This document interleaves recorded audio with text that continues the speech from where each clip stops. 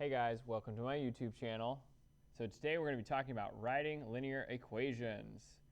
So some of our important words for today are x-intercept. So x-intercept, which is also known as your zero, that's going to be some number comma 0. We have our y-intercept, which is going to be our initial value, which is going to be 0 comma some number, otherwise also known as b. And then we also have our slope. Slope can be described as rate of change. So if you see the word rate of change, you're looking at m. Let me use a different color for that real quick. And you're also looking for the words per and each, okay? So remember, m is with x, b is by itself. So let's get into the problems now. So number one, what we've got going on here is we have a table that's showing the amount of pet foods and cups remaining in an automatic feeder as a function of the number of meals the feeder has dispensed. This is not actually important that we need to look at here. What we're looking at here is we see a table and we want to know which function models the situation. So anytime you see a table, you should be thinking, I need to go to Desmos. So what we're going to do is we're going to go to Desmos and we're going to copy this table. So let me move that up real quick. All right, so I'm going to make a table on Desmos. I'm going to hit 1, 3, 6, and 7. I'm going to go here and do 21, 15, 6, and 3. And then what you're looking for are these little dots right here. You're going to come here and hit export as custom regression. And if you look right here on Desmos where it says equation, I can see that my equation is going to be y equals negative 3x plus 24. So I'm going to look at all my answer choices. Notice that they are using n and f of n, but not a huge deal. F of n is just the same thing as y. And x is just going to be the same thing as n. So if I look at all of my answer choices, the one that looks the exact same is going to be f because it has the 24 that I need.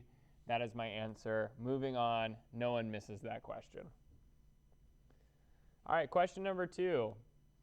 This is a bit of a word problem. So this is where these phrases like per and each are going to come in handy.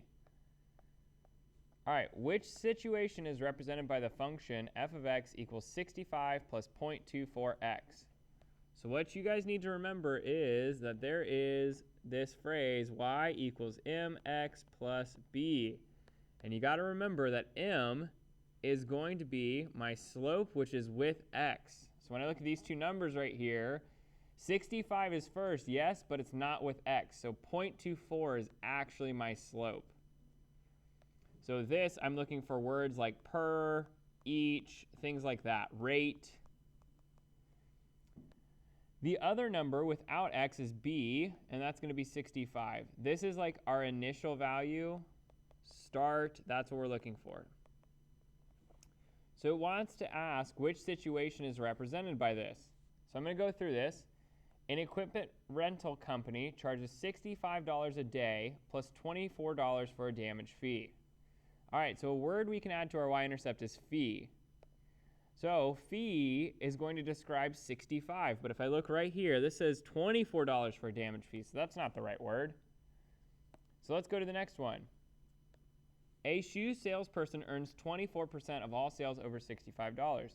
We have not talked about percents yet in this class. That's going to be something called exponential, so that's wrong.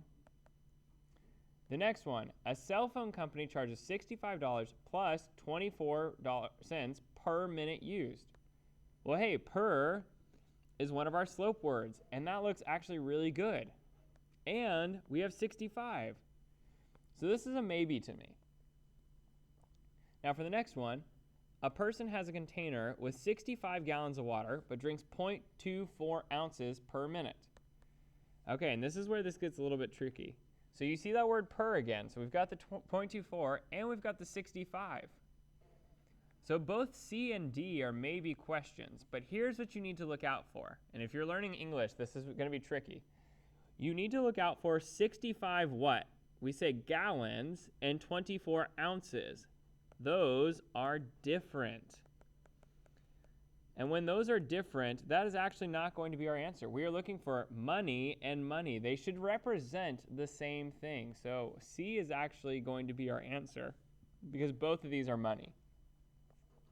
All right, let's go to the next one. All right, this is another word problem. So no Desmos here. This is your brain. But we're going to be looking for those words. So a plane is traveling at a height of 12,000 feet. Okay, I know I'm probably going to use 12,000. But I don't know what it represents yet because I didn't see any of my words. The plane started descending. Okay, so when we see this word descending, that means going down. So this is negative. At a rate, hey, that's one of my words, of 450 feet per minute. Hold on, I saw two important words here, per and rate. Per and rate both are describing slope. So per and rate means that 450 is my slope. But one thing you need to consider is, I'm talking about my slope being descending. So this is a negative 450. So write an equation that describes the height y. Oh, hey, real quick, we have height y, and we have a height, a starting height at 12,000 feet. This is going to represent my y-intercept here. We need to write an equation. So when it says write an equation, you're looking at y equals mx plus b. We know m is going to be our slope, and b is going to be our y-intercept. So, like we had already discussed, our slope is negative 450. So we're going to have y equals negative 450 x plus 12,000. This is our equation right here. All right, let's go to the next one. All right, the table represents some points on the graph of a linear function. Which equation represents the same relationship? Okay, if you look at all of your equations right here, they're all in standard form. Which, if you remember, I'm just going to show you guys what some of you might do. You're going to go put A, you do 3x minus 4y equals 5. And look, you get this little exclamation part on Desmos, so it's right here. When you get that, that's a problem. Desmos doesn't like graphing this. So what you're going to do is abandon Desmos.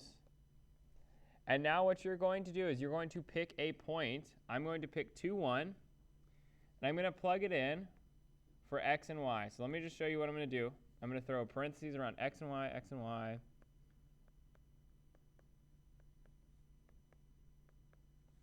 And look, my x values are all going to be yellow. My y values are all going to be purple. I'm picking 2, 1. So I'm going to plug in x and y for every equation and see what's going on. 3 times 2 minus 4 times 1 is equal to 2.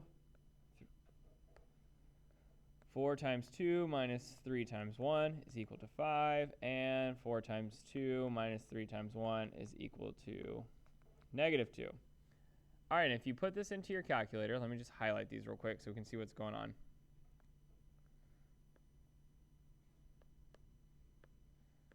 If you put these in your calculator, you're looking for true and false. So if I put number 1 into my calculator, I get false, which means A is out.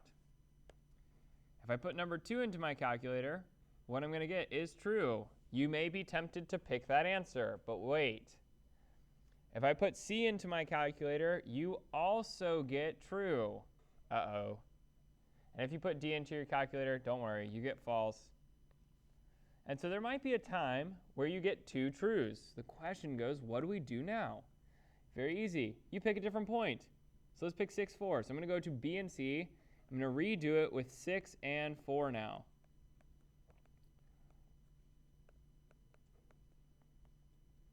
Oops, hold on. I messed that up. All right, 4 times 6 minus 3 times 4 is equal to 5. And once you plug this into your calculator, what you end up getting is that the true answer is going to be B. You got 2 trues. C gets you a false, so the answer is B. That's my video. Like my channel, keep working, smash that subscribe button. Peace out, Girl Scouts.